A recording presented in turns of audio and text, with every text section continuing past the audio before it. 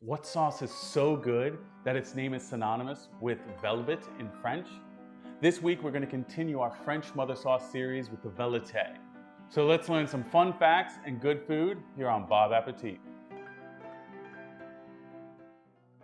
A Velouté, also known as a blanche grasse or fat white sauce, is made of 3 simple ingredients. So in our recipe today, we're going to be making our sauce using 3 ounces of flour, 3 ounces of butter, and 2 cups of chicken stock.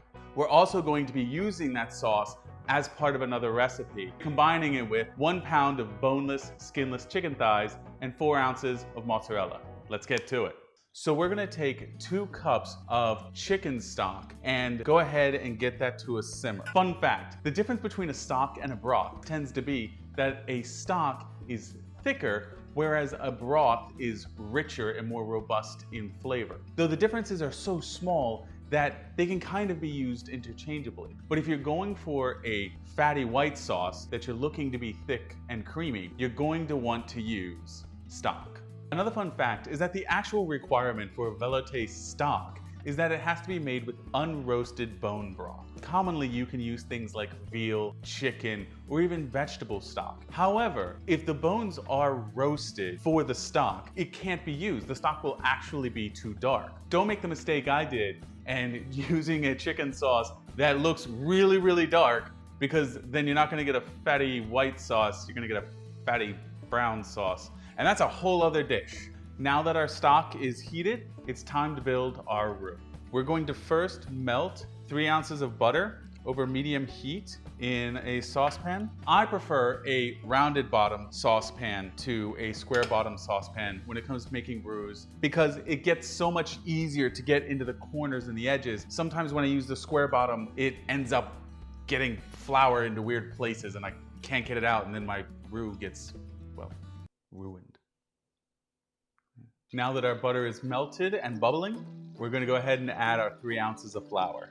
Add a little bit at a time, fully incorporate it before you add your next amount. There are a million different styles of roux, but you can basically break them down into 3 primary types. There's a white roux, a blonde roux, and a brown roux. The big difference is really just the amount of time that you let the butter and flour continue to cook on medium heat. What we're looking for over the next 2 to 3 minutes is for the roux to become a blonde. That is going to be when the flour fully cooks off and the butter just begins to take on a golden color, giving you more and more nutty and complex flavors.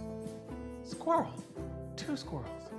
Continue to whisk, get the tiny arm workout. Now our roux has thickened up and has taken on this nice blonde, light yellow color. Because we're going to be pouring hot liquid directly into it, I recommend a big whisk.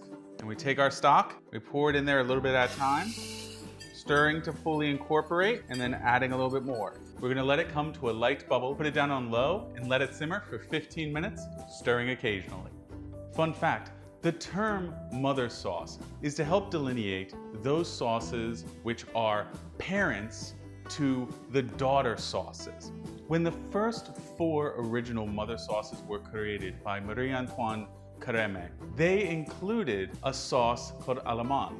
But when Auguste Escoffier came along and transformed the mother sauces into 5, they actually removed allemande as one of the mother sauces, claiming that it essentially was a Velouté with a few other ingredients. And so instead, allemande was moved down to the daughter sauce status. What do you think? Should it actually still be counted as one of the original mother sauces?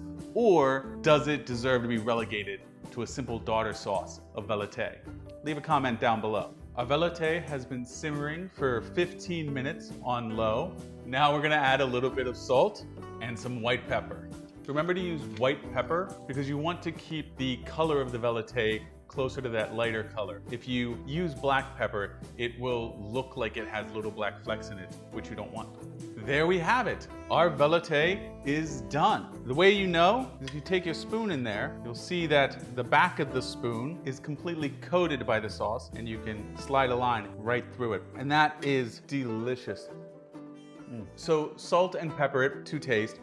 This is a velvety, delicious, creamy sauce that can be made in 15 minutes. But this is an ingredient sauce. It's not normally meant to be used on its own. Instead, you make daughter sauces with it, like an Allemande or a Normandy. But I think that we can turn this sauce into a dish. Let's check that out.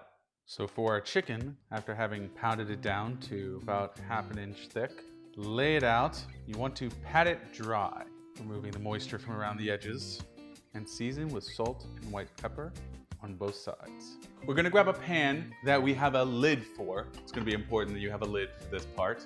Add about ½ tablespoon of oil to the pan. Because these are chicken thighs, you won't need as much oil because the fat will slowly render off of them. Let that heat up until it just starts to shine.